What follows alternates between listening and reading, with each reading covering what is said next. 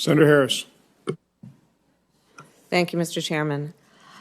Commissioner Morgan, for the past several weeks, as you know, people from all walks of life have been demonstrating in all the 50 states. And they're protesting the unlawful killing of, in particular, black men and women by police. According to a government document obtained by Yahoo News, at least 400 CBP personnel have been deployed to some of these marches.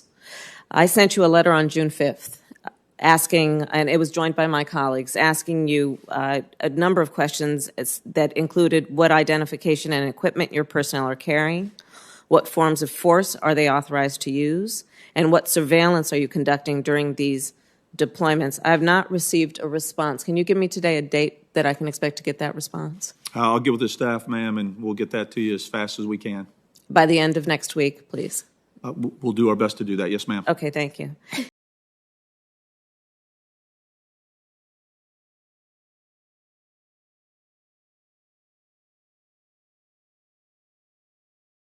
And given your mission to focus on our borders, why are you deploying your folks to these protests? Because we were asked. By whom? By a few different individuals. And it's not just that we deployed resources to the National Capital Region. We also deployed resources all over this country. I'm glad you brought that up. Which states did you deploy them to? I have that information. I can provide that to you. I think it was 11 or 12 states that we deployed. And we got those requests from a variety of individuals. We got some of those requests from other federal agencies, but we also received those requests directly from state and local police departments. But we also received those requests directly from state and local police departments.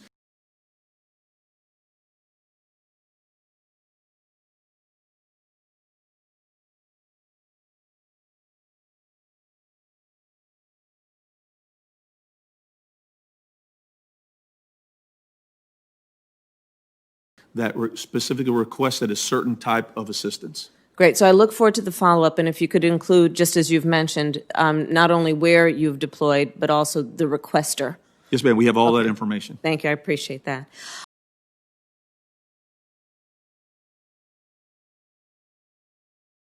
As you know, U.S. Customs and Border Protection is the largest federal law enforcement agency in the country and has unfortunately, a documented history of abuse and misconduct allegations. And there's a 2014 analysis that I'm familiar with by the American Immigration Council of 809 complaints of abuses by Border Patrol agencies from 2009 through 2012, which found that in 97% of the cases in which an outcome was reported, no action was taken against the officer.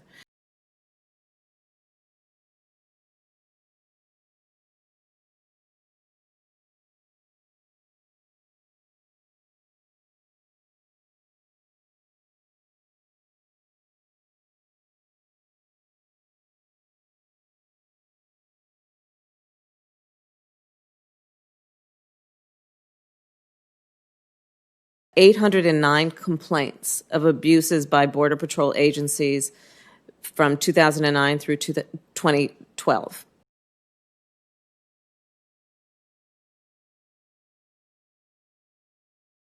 The complaints included hitting someone's head against a rock, stomping on someone's back, touching women inappropriately, kicking a pregnant woman, causing her to miscarry.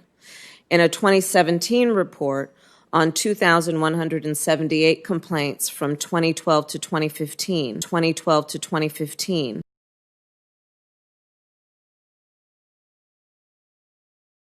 the percentage of cases with reported outcomes where no action was taken against the officer was 96%. So I'll clarify.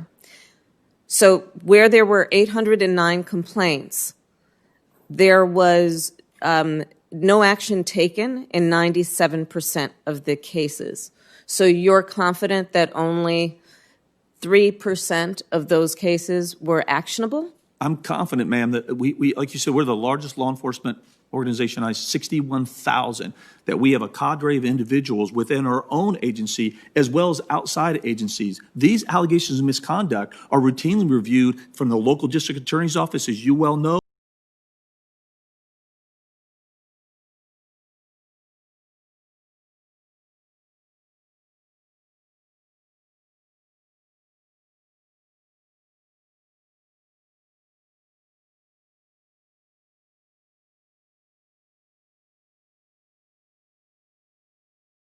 to the Department of Justice Civil Rights Division, as well as our own internal mechanism as well.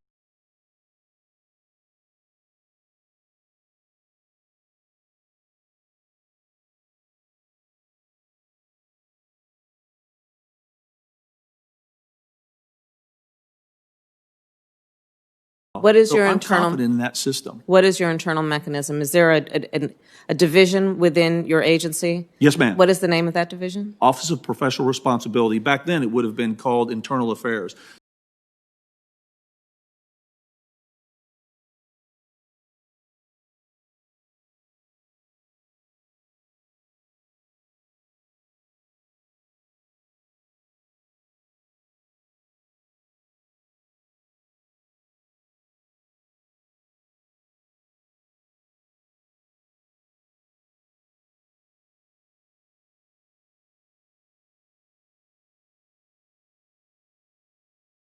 So we have hundreds and hundreds of special agents that are dedicated. Their whole job, 24/7, is to do nothing but investigate allegations of misconduct. And do you report these investigations and outcomes in a public report? We put out a report every year. Yes, ma'am.